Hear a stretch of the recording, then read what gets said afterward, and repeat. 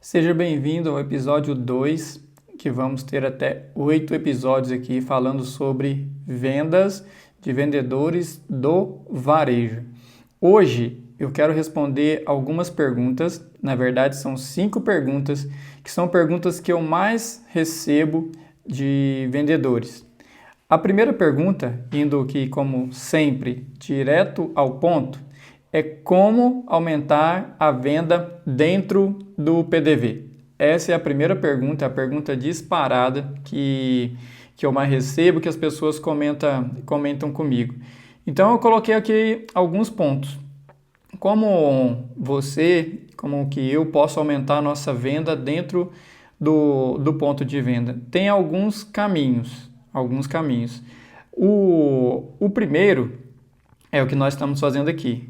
É sempre buscar conhecimento, saber de estratégias diferentes, como podemos desenvolver esse ponto de venda. Então, sempre buscar entender, conhecer, buscar sabedoria, conhecimento, conhecer de merchandise, ajuda bastante como desenvolver o mix correto dentro do ponto de venda, aonde colocar esse item no ponto de venda, desenvolver promoções e descontos, mas você tem que usar isso de maneira estratégica, e feedback dos clientes. Então vamos passar aqui por esses pontos para responder essa primeira pergunta de como aumentar a venda dentro do ponto de venda. Treinamento, tá ótimo, é isso que você está fazendo aqui, é buscando um novo conhecimento. Mas e merchandise? Como que você pode deixar de maneira eficaz o seu merchandise? Conhecendo o seu produto, sabendo onde ele tem que se posicionar e buscando uma oportunidade de um outro ponto dentro da loja. Vou dar o exemplo que eu sempre costumo aqui. O pão da padaria. Se você vende manteiga, você tem que estar no ponto natural e próximo da padaria. Se você vende, um exemplo, uma bebida alcoólica, além do ponto natural, você tem que estar perto do açougue. Então isso faz com que você dobre ou triplique a chance de você vender, deixando o produto em maneiras e corredores e ponto estratégico. Mas é só isso? Não, não é não. Vou te dar um exemplo aleatório. Refresco em pó. Você tem que estar na gôndola, mas você tem que estar no corredor de bebidas. Então, às vezes a pessoa vai comprar ali um suco, uma bebida, tem o seu refresco. E na área de limpeza, buscar um ponto extra, um ponto natural. Então, se você trabalha, por exemplo, com sabão em pó, tenha no ponto natural, busque um ponto extra, faça um espaço, coloque ele no canto ali da gôndola, busca outro espaço para você ganhar e potencializar a chance do cliente ver o seu produto e levar. Promoção e desconto. Se você faz esse tipo de ação e você negocia com a loja onde você colocar o ponto extra, você colocar um cartaz maior, um preço, informando, não estou falando ainda de promoção e desconto, estou falando de ganhar visual. Mas melhor ainda é se você fizer uma ação, uma oferta para o cliente. Um exemplo, de R$ 29,90 por R$ 26,90, você faz um splash, um cartaz maior, precifica. E aí você fazendo essa ação, novamente, busca mais pontos dentro da loja, porque quanto mais visual, quanto mais pontos tiver, melhor é sua venda. E o desconto? O desconto aqui entra já na segunda pergunta. É como lidar com o cliente que questiona muito o preço. O desconto é sua negociação. Então, cliente que diz, já falando da segunda pergunta, né? Clientes que pedem muito, que questionam muito sobre o preço, trabalha melhor o seu desconto. Leve oferta, ofereça serviço, ofereça solução. Então, o desconto você trabalha ele a seu favor. Mas olha só, agora já falando do segundo ponto. Por que os clientes questionam tanto o preço? Você tem que, quando ouvir, falar, mas seu preço está X% mais caro, você está mais caro do que o concorrente. Faça algumas perguntas. Qual concorrente você está me comparando? Qual produto você está comparando? Será que a referência que ele tem de preço, o produto que ele está comparando, realmente é similar ao produto que você vende? Ou será que ele entrega mais ou menos serviço do que o produto que você oferece? Então, pergunta para ele qual é a comparação de preço que ele está tendo, qual é o concorrente que ele está embasando esse argumento dele que você não está com preço legal, que seu preço está mais alto que os demais. De uma forma discreta, compartilha com ele também, oferece para ele alternativas, como o desconto, como o trabalho que você faz na loja, como você pode e deve destacar os benefícios do seu produto, porque não é simplesmente preço por preço.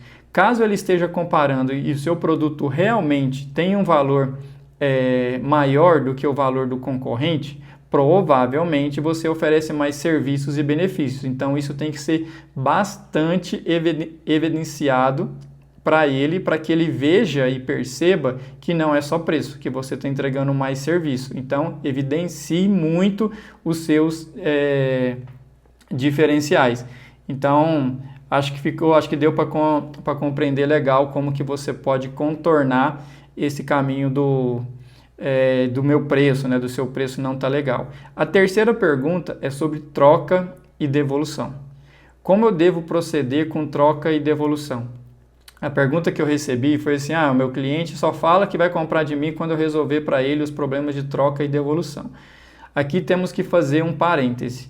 Se você deixar acumular troca e devolução, você tem um problema. Uma coisa simples é você fazer uma troca de R$100, de 50, de 20, de 10, depende do produto. Outra coisa é você deixar acumular para R$1.000, para R$2.000, que às vezes é o que o cliente compra por semana. Então, a primeira alternativa, a primeira dica que eu dou sobre troca e devolução, não deixe acumular. Aconteceu, resolva rápido, não fique prorrogando. Nós vendedores temos o ato de prorrogar isso, e eu vou te explicar por quê. Não é venda. Na verdade, é uma desvenda, você perde venda. Ou seja, se o cliente ia comprar 2.000, você tem 1.000 de troca e devolução, ele vai comprar só 1.000, troca e devolução. Então, nós temos o ato de prorrogar essas devoluções. Não faça isso. Aconteceu, é R$100, é 50, é 10, troca. Assim você vai mostrar para ele serviço, eficiência. Você vai mostrar que está preocupado com ele, que você não está ali para vender por vender. Claro, entenda o prazo, a política da empresa que você está, como que funciona, qual é a condição do produto, se é uma troca oriunda de uma entrega, de uma devolução de algum cliente. Entenda o processo. Entenda a forma de pagamento, se você troca um produto para o outro, se gera crédito para ele ou se gera abatimentos. Tudo isso você tem que entender o processo. Dominou o processo? Não tem outro caminho. Troca e devolução é simples, não deixa acumular. Aconteceu, vai lá e resolva. Outra pergunta aqui que eu recebi foi como formas de pagamento. O cliente está preferindo comprar de quem tem um prazo mais alongado do que quem mandou a pergunta. Um exemplo aqui, ele compra comigo 21, 28, 35, mas ele está comprando hoje com 28, 35, 42. Como que resolve isso? Não tem muito o que fazer. Provavelmente você tem, eu entendo que quem mandou essa pergunta tem um adicional financeiro na condição de pagamento. Então, um exemplo, 2% para igualar essa condição que ele está comprando do concorrente. Aqui é buscar alternativa, olhar internamente, olhar na empresa, com o gerente, com o supervisor, qual o caminho que você pode seguir para competir essa forma de pagamento. Mas tem um detalhe, vamos colocar aqui que ele compra com 28 dias com você e com o concorrente ele está comprando com 35. Tá? Então nós estamos falando de 7 dias de diferença. Eu não acredito que 7 dias de diferença vai fazer você perder uma negociação ou não. Se você tiver argumento, relacionamento, o produto correto e ajudar esse cliente no ponto de venda. 7 dias a mais numa condição de pagamento, se ele comprar o produto correto e expor de forma correta, é mais que suficiente para ele gerar essa mercadoria, ter dinheiro para pagar o boleto e o vencimento. Eu faria um desafio. Compra comigo com 28 dias, deixa eu trabalhar a loja, o ponto de venda. Se você não conseguir gerar o que você comprou, a gente solicita prorrogação para a empresa. Eu não tiraria isso, lógico, da minha cabeça, deixaria isso formalizado com o meu gerente, com o superior, para deixar isso bem registrado. tá? Mas é uma alternativa para você ganhar o cliente, mostrar para ele que você está preocupado e aí você está negociando todos os pontos que eu falei. Você está negociando com ele, mostrando valor, mostrando benefício e aí você vai buscar um ponto adicional, uma ponta de gôndola, negocia com ele essa forma de pagamento. E por fim, é como abordar um cliente na loja. Como abordar o cliente aqui, eu entendo que é o vendedor chegar, como você aborda o cliente na primeira visita. O que eu sempre recomendo é que você chega para essa primeira visita municiado de todas as informações possíveis. Exemplo, quais são os concorrentes que já estão na loja, qual é o preço que eles vendem, qual é o perfil de cliente que vai nesse estabelecimento, qual é o volume de venda que ele compra mensal ou que ele pode comprar caso ele tenha um histórico. Se ele não tem um histórico, busque essas informações com as pessoas que estão na loja. Entenda se ele é um cliente mais receptivo ou se ele é um cliente que vai direto ao ponto, para você chegar da maneira correta. Independente do perfil do cliente, faça o seu trabalho, vai na gôndola, olha os produtos, olha os preços, entenda como que funciona o recebimento, o estabelecimento. A hora que você chegar para falar literalmente com o comprador, ele já vai ter percebido o seu trabalho. Você vai levar para ele opções de compra com base no que ele já tem na loja. Entendeu? Você não vai chegar lá para ele e falar assim, ó, estou com a promoção no item X, compra aqui porque o do concorrente é 10, o meu é 9. Não é isso que vai fazer ele deixar de comprar do concorrente para comprar de você ou algo que ele já tem de relacionamento. Não é isso.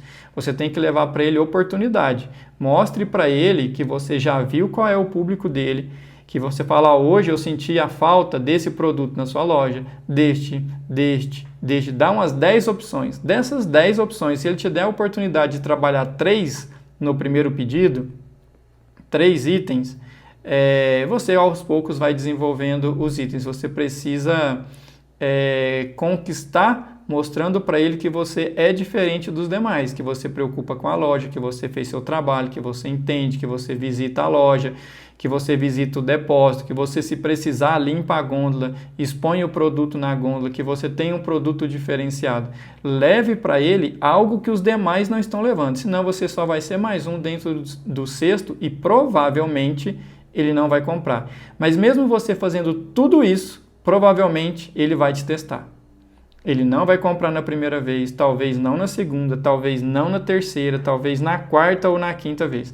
Mas todas as vezes que você for na loja, toda semana ou todo dia, depende do seu ciclo de visita, você tem que fazer o mesmo trabalho, insistir levando as mesmas informações ou sempre aumentando informações e produto. Claro, se você, dentro da cesta de produtos que você mostrou para ele, se tiver uma oferta especial, uma promoção diferente para o primeiro cliente, para o primeiro pedido, apresente isso para ele. Vai mostrando aos poucos. Não chegue e despeja nele todas as informações que você tem de uma vez na primeira visita. Saiba que ele vai te testar, que ele vai marcar para a semana que vem. Não estou precisando agora, volte semana que vem. Chega a semana que vem, ele vai te dar aquele chá de cadeira de meia hora, 40 minutos. Vai chegar, ele pode falar que não teve tempo de falar com você, volta amanhã. A primeira visita, a primeira compra é assim que vai funcionar. Não desista por isso. Pelo contrário, vários relacionamentos começam assim, ele te dá a oportunidade, quando você perceber, você já tem 10, 20, 30 itens cadastrado dentro desse cliente, aí depende muito do seu portfólio. Não adianta você chegar com abordagem agressiva. Você tem que, pelo contrário, chegar com uma escuta ativa, ouvir atentamente as necessidades dele. Pergunta para ele o que ele está precisando, algo que ele sente falta, que os clientes procuram na loja que ele não tem. Ah, mas eu também não tenho esse produto. Procura alternativa de mostrar para ele que você está preocupado em levar algo novo para os clientes dele. E aí uma pergunta inicial que normalmente que eu gosto de fazer é assim, como eu posso ajudar a encontrar algo específico? Em todo estabelecimento, sempre tem um item que as pessoas estão procurando que nem o comprador consegue achar. nem o comprador está encontrando no mercado. E se você tiver essa informação de como ajudar ele a encontrar esse produto, pode ser que você já tenha um bom início, pode ser o seu produto ou não, mas procure ajudar o comprador, mostre que, novamente, que você está preocupado com ele, preocupado com o negócio dele. E claro, sempre uma postura ereta, um cumprimentar mais caloroso, mostra energia, isso faz muita diferença nos dia a dia. Esse é nossa segunda aula dessa série de 8 aulas para vendedor do varejo. Então, se está fazendo sentido para você, compartilha, curta, mostre para os seus amigos, para os seus companheiros de trabalho, que aqui você vai aprender na prática como que funciona